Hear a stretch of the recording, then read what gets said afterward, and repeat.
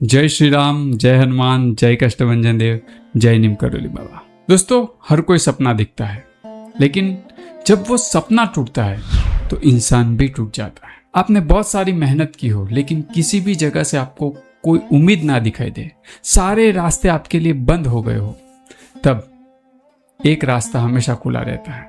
वो है सलासर बालाजी हनुमान जी का। उनका द्वार ऐसा है, उनका धाम ऐसा है कि वो हमेशा अपने भक्तों के लिए खुला रहता है। वो वहां पर जो भी जाता है उसके सारे संकट सलासर हनुमान जी दूर कर देते हैं। दोस्तों, आज के अनुभव में ये जो भक्त हैं उनके साथ कुछ ऐसा हुआ कि बहुत मेहनत करने के बाद भी उनको वीज़ा नहीं लग रहा था, लेकिन फिर सलासर बालाजी हनुमान जी की ऐसी कृपा हुई कि उनको अपने धाम पर बुलाया और फिर उनके साथ कुछ चमत्कार हुआ। मित्रों, सलासर धाम में सिर्फ हनुमान जी की मूर्ति नहीं है, लेकिन वहां पर रौबदार मूंछों के साथ हनुमान जी विराजमान हैं। वहां पर जो भी जाता है उसके सारे संकट हनुमान जी दूर कर देते हैं। चाहे कोई भी तकलीफ हो, हनुमान जी उसकी तकलीफ को दूर करते हैं। तो दोस्तों, अनुभव में आगे बढ़े उससे पहले कमेंट बॉक्स में जय श्री राम लिख दीजिए और वीडियो को ज़्यादा से ज़्यादा शेयर करें, क्योंकि और लोगों तक भी हम हनुमान जी की, राम जी की महिमा को पहुंचा पाए। इसीलिए वीडियो को ज़्यादा से ज़्यादा शेयर करिए। आप भी इस मुहिम में आप भी हमारे साथ जुड़े और हर घर में राम नाम हो, हनुमान जी का नाम हो, पाठ हो। बस यही उम्मीद के साथ कहता हूँ कि वीडियो को ज़्यादा से ज़्यादा शेयर करें। और आपका भी कोई प्रश्न अनुभव हो तो आप हमें मेल कर सकते हैं। अनुभव में आगे बढ़े उससे पहले कमेंट बॉक्स में जय श्री राम लिखना ना भूलिए। तो चलिए दोस्तों, आज के इस अनुभव में आगे बढ़ते हैं। दोस्तों, जब जीवन में हमारा सपना टूटता है, हमारा ऐसा काम जिस पर हमने मेहनत की है, हमने बहुत आशाएं लगाए रखी है कि ये मेरा काम हो जाए, और हमारी आशा सिर्फ और सिर्फ भगवान पर होती है कि भगवान ये मेरा काम कर लो, लेकिन जब वो काम नहीं होता तो हमें भगवान पर से विश्वास उठ जाता है। हम कहते हैं कि भगवान भगवान कुछ नहीं होता, भगवान है ही नहीं। भगवान होते तो मेरा काम किया होता। इतनी पूजा पाठ करने के बाद भी भगवान ने मेरा काम नहीं किया। आपके मन में भी ऐसे सवाल होते होंगे, लेकिन दोस्तों, भगवान पर उम्मीद मत छोड़िए। मैं आपसे यही कहना चाहता हूँ, प्रभु पर जब आपने विश्वास बनाए रखा है तो वो अंत तक बनाए रखिए, क्योंकि कई बार ऐसा होता है कि हम भक्ति की पराकाष्ठा को जब ऊपर पहुंचाते हैं, बहुत पूजा पाठ करने के बाद हम उस लेवल में भक्ति को ले जाते हैं, लेकिन बस नज़दीक ही होता है वो काम और वो लक्ष्य तक पहुंचना, और हम वहाँ से हमारा विश्वास डगमगा जाता है।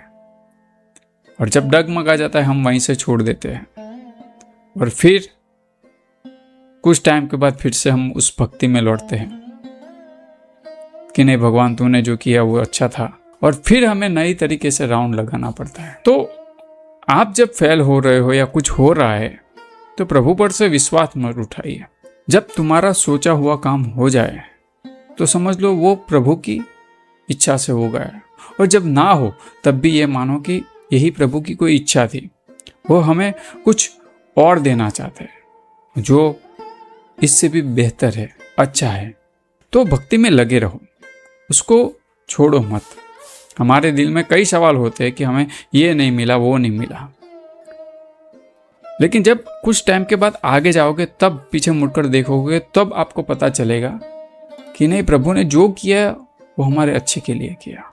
दोस्तों, ये अनुभव हमें दिल्ली से है, और ये राहुल भाई का अनुभव है। और राहुल भाई कहते हैं कि मैं पहले राम जी को बहुत मानता था, लेकिन उसके बाद जो मेरा काम नहीं हुआ, उसके बाद मेरा भरोसा भगवान पे से उठ गया था, राम जी से उठ गया था, कि मैं ये मानने लगा कि भगवान है ही नहीं, और भगवान होते तो मेरी मदद जरूर करते हैं। क्योंकि उनका अमेरिका का वीज़ा बार बार कैंसिल हुआ तो इंसान टूट गया, और धीरे धीरे जाके वो डिप्रेशन में चला गया कि इतनी मेहनत करने के बाद सारे डॉक्यूमेंट कंप्लीट है, सब कुछ कंप्लीट है, फिर भी इतनी मेहनत करने के बाद भी फिर मेरा वीज़ा क्यों कैंसिल हो रहा है। कई मन्नतें की लेकिन कोई फर्क नहीं पड़ा। इस इंसान को भगवान पे से विश्वास उठ गया कि भगवान है ही नहीं। लेकिन उसके बाद फिर वो डिप्रेशन में चले गए। बार बार उनको मन में यही होने लगा कि मैं फेलियर हूँ, सबसे बड़ा फेलियर मैं हूँ, मुझे कुछ नहीं आता तो शायद मेरी मंजिल पर मैं होता। लेकिन भगवान भी मेरा बुरा चाहते, वो भी अच्छा नहीं चाहते।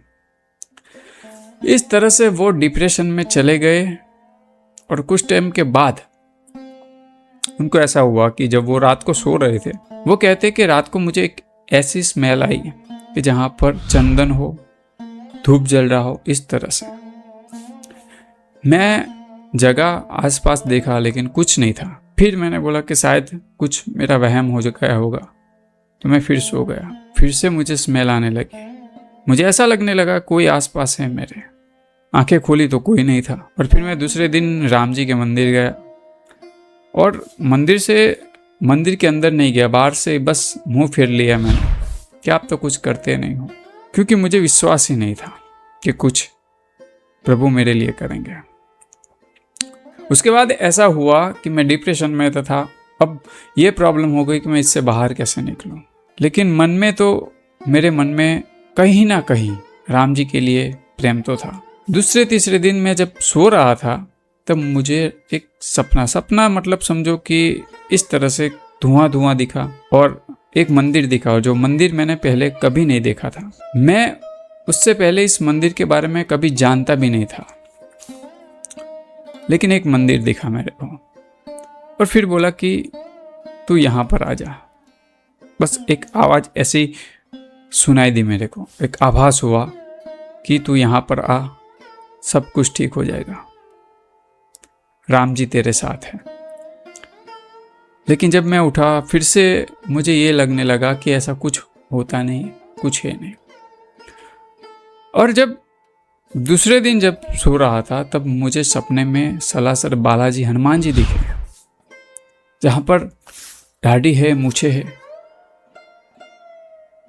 तो मैंने दूसरे दिन उठकर फिर तय किया कि मुझे बस सालासर हनुमान जी महाराज के दर्शन करने जाने हैं। और फिर मैं दूसरे ही दिन बस पकड़ी और फिर निकल गया सालासर हनुमान जी के दर्शन करने के लिए। मैंने जब वहां पर दर्शन किए तब मुझे लगा, मेरा मन एकदम शांत हो गया।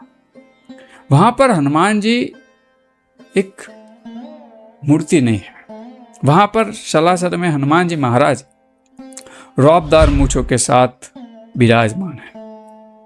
और वहां पर जो भी जाता है उसकी तकलीफ तो दूर होती ही है। दूर दूर से लोग वहां पर आते हैं। सलासर हनुमान जी की महिमा ही इतनी निराली है, बहुत लोग आते हैं वहां पर। और वाकई भैया मैं आपसे बोलूं कि मैं जब वहां पर गया, जब बैठा वहां पर, तो मुझे इतनी शांति मिलने लगी, इतना सुकून मिलने लगा कि जैसे बरसों से जो मेरे मन में बोझ चल रहा है वो बोझ हल्का हो गया। मन में एकदम शांति मिलने लगी। मैं बस वहां पर ध्यान में बैठ गया। मुझे लगा कि पता नहीं वो कॉन्फिडेंस कहाँ से आया।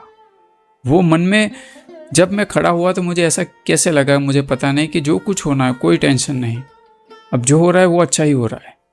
पहली बार मुझे शांति मिलने लगी, मन में सुकून मिलने लगा। मानो कि ऐसा कि मैं एक जंजीर में जकड़ा हुआ था, वहीं से मैं बाहर निकला हूं, मुझे ऐसा लगा। बस वहां पर दर्शन किया, प्रभु का नाम लिया और फिर मैं वापस आ गया।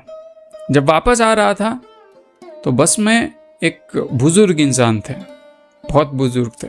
उन्होंने मुझे जगह दी, मैं बैठा, कुछ आगे गया और उसके बाद वो खड़े हो गए क्योंकि उनका स्टैंड आ गया। तो वो खड़े हुए और उसके बाद उन्होंने मुझे इस तरह से हाथ लगाया मेरे कंधे पर। जब मैंने उनके सामने देखा तो उन्होंने बोला कि बेटा राम जी पर भरोसा रख, सब कुछ ठीक करेंगे, तेरा विश्वास डगमगा रहा है, उसको डगमगाने मत दे। बस मैं कुछ समझता उससे पहले वो बस से उतर गए। जब मैंने खिड़की के बाहर देखा तो वहां पर कोई नहीं था। मुझे लगा शायद वो हनुमान जी थे या कोई और था, क्या पता, मुझे कुछ समझ में नहीं आया। लेकिन मेरा विश्वास डगमगाया गया है, वो उनको कैसे पता चला।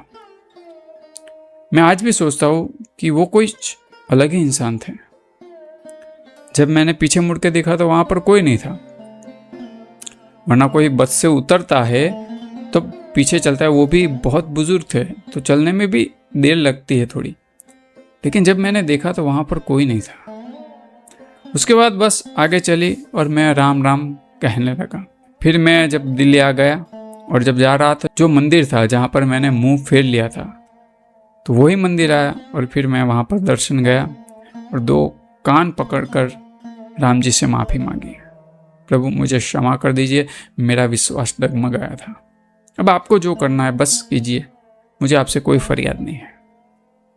बस मैं वहाँ से आया, चौथे दिन मुझे कॉल आया कि आपका वीज़ा हो गया है। उसके बाद फिर भैया मैं अमेरिका चला गया और आज भी मैं रोज़ राम नाम का जाप करता हूँ, क्योंकि अब मैं प्रभु ने एक बार मुझे माफ़ कर दिया है। अब मैं बार बार वो गलती दोहराना नहीं चाहता। जाने अनजाने में मुझसे गलती हो गई कि मैंने प्रभु पर विश्वास ना किया, लेकिन अब मैं वो गलती करना नहीं चाहता। चाहे मेरी लाइफ में कितनी भी समस्या क्यों ना आए, कुछ भी क्यों ना हो जाए, बस मैं अपने राम और हनुमान जी को साथ छोड़ना नहीं चाहता। बस उन्होंने जब मेरा हाथ थामा है तो बस अब उन्हीं की शरण में हूँ मैं। तो भैया ये मेरा अनुभव था और आपसे एक बार कहना चाहता हूँ, भैया आप जो काम कर रहे हो बहुत अच्छा लग रहा है हमें, और मैं आपके काफ़ी सालों से आपके वीडियो देख रहा हूँ और मुझे जब भी मुझे कुछ ऐसा लगता है, कहीं ना कहीं से कोई भी अनुभव देखता हूँ, उनमें से मुझे रास्ता मिल जाता है। उनमें से किसी ने कोई उपाय किया हो वो भी मैं उपाय करता हूँ, उससे भी मेरा सॉल्यूशन होता है। हर वीडियो में आपके कुछ ना कुछ मुझे जानने को मिलता है, सीखने को मिलता है, तो मेरा विश्वास और बढ़ जाता है प्रभु पर। तो भैया आपसे मैं यही कहना चाहता हूँ, बस ऐसे ही काम करते रहे और हम लोगों के अंदर बस ऐसे ही भक्ति फैलाते रहें, विश्वास बढ़ाते रहें। जय श्री राम। तो देखा दोस्तों, जब सारे रास्ते बंद हो जाते हैं तब एक प्रभु का रास्ता है वो खुला रहता है। जीवन में मुसीबतें हर एक के जीवन में आती है, आपके जीवन में भी आई होगी, मेरे जीवन में भी कई समस्याएं आई होगी, लेकिन प्रभु का एक ही नाम है जो हमें विश्वास देता है, उस परिस्थितियों के सामने लड़ने की ताकत देता है। मैं बार बार ये चीजें समझाता हूं कि आपका काम नहीं हुआ तो प्रभु पर ब्लेम मत डालिए।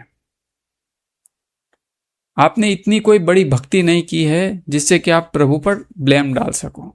हम इतने बड़े संत नहीं हैं कि कई सालों से तपस्या कर रहे हैं, इतनी तपस्या हमने की भी नहीं है, तो हमें हक भी नहीं बनता कि प्रभु पर ब्लेम लगाए। कुछ दिन हमने हनुमान चालीसा की, कुछ सालों से हनुमान चालीसा की, राम नाम का जाप किया और हमारा काम नहीं बना तो हमने प्रभु पर ब्लेम लगा दिया कि आप तो है ही नहीं, ये सब झूठ है। क्यों? इतनी भक्ति करके देखो, पहले इतनी तपस्या करो, उसके बाद आप कह सकते हो कि प्रभु आपने नहीं किया। और तब भी मैं बोलता हूं कि नहीं कहना चाहिए, क्योंकि हम इस जी रहे हैं, हमारी जो सांसें चल रही है, हम जो खा रहे हैं, हमें जो अन्न मिल रहा है, जो रह रहे, वो सब प्रभु की कृपा से तो मिला है। तो आप जब लिखने जाओगे कि आपकी लाइफ में क्या क्या मिला है, प्रभु ने आपको क्या क्या दिया है, तब आपको पता चलेगा कि आपको बहुत कुछ दिया है। तो फिर हम ये नहीं कह सकते कि ये सब झूठ है, प्रभु कुछ नहीं करते। आपके जीवन में एक काम नहीं हुआ तो प्रभु बुरे हो गए आपके लिए, और काम हो जाता तो वाह प्रभु आपने मेरा बहुत बड़ा काम कर दिया, मैं आपके गुण कभी नहीं भूलूंगा, मैं हमेशा आपको याद रखूंगा। और फिर कोई ऐसा काम आया, हमने प्रभु के सामने गए, प्रभु मेरा ये काम कर दीजिए, आपने पहले भी किया था, ये भी काम कर लीजिए। हम ऐसे गिड़गिड़ाते हैं और एक काम प्रभु से नहीं हुआ आपका, आपने प्रभु पर जो पीछे प्रभु ने किया है आपके लिए, तो हम ब्लेम लगाने लगते हैं कि नहीं प्रभु आपने कुछ नहीं किया, आप तो है ही नहीं, होते तो मेरा काम हो जाता। क्योंकि आप क्या मानते हो, प्रभु भी परीक्षा लेंगे, वो देखेंगे कि क्या वो सच में मेरा भक्त है। क्योंकि एक बार तो मैंने उनका काम किया, वो बोल के गया है, मैं आप पर कभी भी आप पर से विश्वास नहीं उठाऊंगा, सदाई आपके चरणों में रहूंगा। क्या वाकई वो मेरे चरणों में रहता है? वो इसीलिए परीक्षा तो करते हैं, लेकिन वहां पर आप फेल हो जाते हो। इसीलिए कहता हूं कि प्रभु पर विश्वास मत छोड़े। वो ही है जो जीवन में हमें चला रहा है, चाहे कितनी भी समस्या क्यों ना आ रही हो हमारे जीवन में, सारे रास्ते बंद हो गए हो, लेकिन जो हिम्मत देता है वो हिम्मत भी वही देता है। हमें उस चीज से बाहर निकालने की हमें पुश भी करता है, और उस परिस्थिति से हम लड़ते हैं। क्योंकि एक चीज समझ लो, जब आपके प्रारब्ध में पास्ट कर्मा की वजह से आपको भुगतना लिखा है, तो प्रभु श्री राम ने भी 14 वर्ष का वनवास किया था, बहुत सारी तकलीफ का सामना उन्होंने भी किया था। सीता माता जी वो भी उन राक्षसों के बीच रही थी। कितना, जब मैं इसीलिए बोलता हूँ, आप रामचरितमानस जो नहीं पढ़ रहे उनको बोल रहा हूँ कि पढ़िए, सारे सवालों के जवाब वहीं से आपको मिल जाएंगे कि कैसे माँ सीता जी ने वहां पर दिन बिताए थे। एक एक चीज को महसूस कीजिए। आसपास आपके सारे बुरे लोग हो और आपको यातनाएं दे रहे हो, परेशान कर रहे हो, फिर भी आप शिव प्रभु का नाम लेकर रह रहे हो। जब पढ़ोगे आपको पता चलेगा प्रभु ने कितने तकलीफ से प्रभु गुजरे हैं। वो खुद वो भगवान थे, फिर भी तो हम तो इंसान हैं। राम जी का अवतार क्यों हुआ था? कितने शाप मिले थे, किसी के आशीर्वाद लिए थे, किसी का श्राप लिया था, तब जाके उन्होंने रामा अवतार लिया था और वो पृथ्वी पर आए थे। हमने भी, हम तो इंसान हैं, तो हमने भी जाने अनजाने कोई गलती की होगी, किसी ने हमसे मन से दुआ भी दी होगी, कोई बद्दुआ भी दी होगी, या हमने किसी का दिल भी दुखाया होगा। इस जन्म में नहीं तो उसके पिछले जन्म में कुछ तो हुआ होगा। तो उस पास्ट कर्मा की वजह से हमें भी जीवन में तकलीफें भुगतनी पड़ती है। उससे भगवान नहीं बचे तो हम तो इंसान हैं।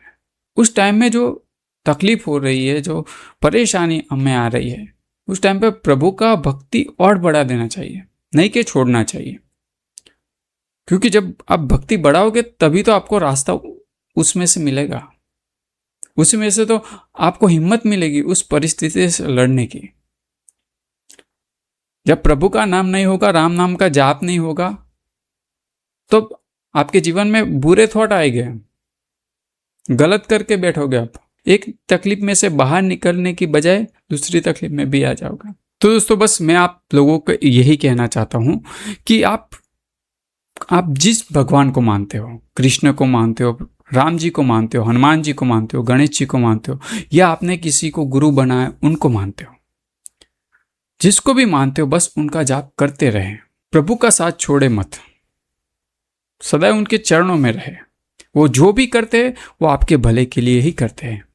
वो आज आपको पता नहीं चलेगा, लेकिन आने वाले टाइम पर, कुछ टाइम के बाद आप आगे बढ़ोगे, जब अपने आप को पीछे मुड़कर देखोगे, तब आपको पता चलेगा कि नहीं, जो हुआ प्रभु ने अच्छा किया। इसीलिए कहता हूं कि बस प्रभु पर आप विश्वास बनाए रखिए, आपकी ही जीत अवश्य होगी। तो दोस्तों, बस ऐसे ही आप भी अपने घरों में राम नाम का जाप करें, हनुमान चालीसा का पाठ करें, और साथ ही साथ अच्छे कर्म करते रहें। और आपका भी कोई सलासर हनुमान जी से जुड़ा अनुभव हो तो आप हमें कमेंट बॉक्स में जरूर लिख कर बताएं। ऐसे ही अनुभव के साथ फिर से लौटेंगे। तब तक के लिए जय श्री राम, जय हनुमान, जय कष्टभंजन देव, जय नीम करोली बाबा।